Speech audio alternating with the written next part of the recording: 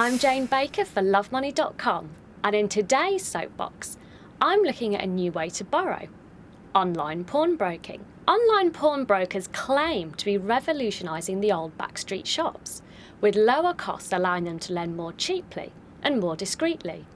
With no credit checks and no black marks on your credit record if you default, it might sound like the perfect way to borrow in the credit crunch. So, how does it work? In a nutshell, you provide a description of the item you want to pawn, and in return, you'll get an offer for a loan based on how much it's worth. But you might only be able to borrow around half of the value your item would fetch on the open market. You then send off your item to the pawnbroker, who will hold it as security for the debt. If all goes well, when you pay the loan off, your valuable will be safely returned. But it can easily turn sour. Fail to meet your repayments and the pawnbroker will flog your stuff to settle the debt.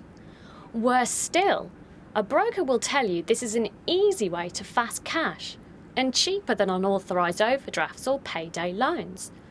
But if you compare it to traditional forms of credit, it's extremely expensive. Here's an example. Online pawnbroker Borrow.com will charge a simple fixed interest rate of 6% a month on loans of £1,000. That's equivalent to a massive 84% APR if the loan was spread out over a year. By contrast, most credit cards typically charge just 16% APR, while you can get a low-cost loan at around 8%. Pawnbrokers argue this doesn't matter because the debt is repaid over the short term.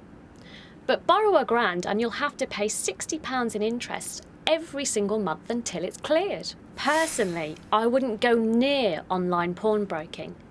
If you're having money troubles, it's far better to speak to your bank first, or get help from one of the many free debt charities if your finances have got out of control.